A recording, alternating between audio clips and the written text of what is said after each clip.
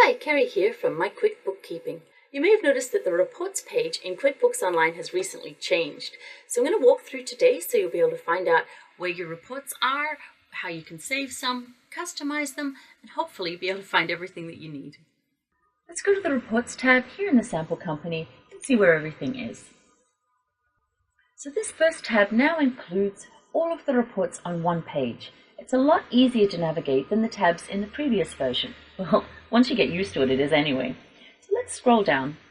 These first reports provide an overview of the business as a whole. If you'd like to understand them in more detail, I do have a video on both the balance sheet and the profit and loss.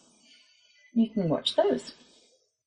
Now the Who Owes You section is otherwise known as Accounts Receivable, and this relates to your sales and your customers, which is also in the section below. The What You Owe section includes for US clients that 1099, which you may need for your contractors, and of course mostly it's your accounts payable and vendors.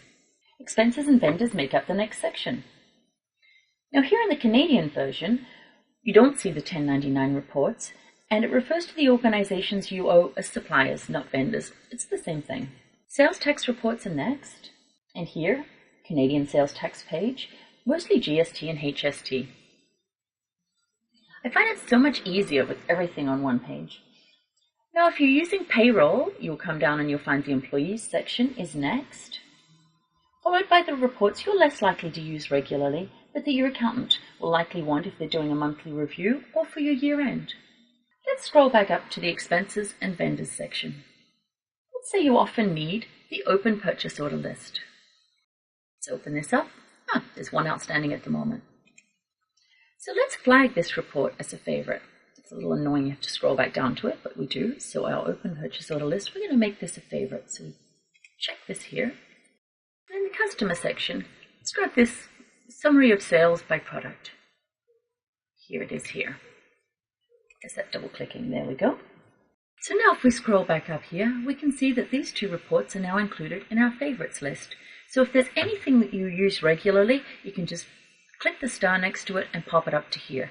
The other thing you can do is, of course, collapse these areas. So if you don't use this very often, but you want to scroll down and be able to quickly get to perhaps these two sections, that will make it a little easier to navigate to. Now, what about those reports we customize? Let's scroll down to our sales by customer. I probably closed this one.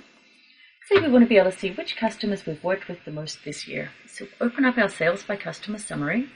Let's change that to this year to date. Run the report. Let's sort this from the highest to the lowest. Here we go. You can see Cool Cars is the customer we've had the most business with this year. Now we're going to go up and we're going to save this customization. We can just call it Sales by Customer Summary. Let's change it to this year. Sales by Customer Summary this year. We save that. Now, if we go back to our Reports tab, we have a look in Custom Reports. We now have a report exactly right here.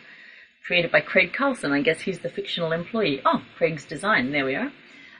So it's our Sales by Customer Summary this year. Date range is this year to date. And if we open it up, it's got all of those settings that we saved. Hopefully that'll help you to navigate the reports page. As always, if you have any questions, make a note below, book a consultation, reach out, click like, subscribe to my channel if you want to keep up to date. My month-end checklist is below. You can download that as well. And if there's anything else you'd like to know about, please make a note below and my next video could be for you. Cheers.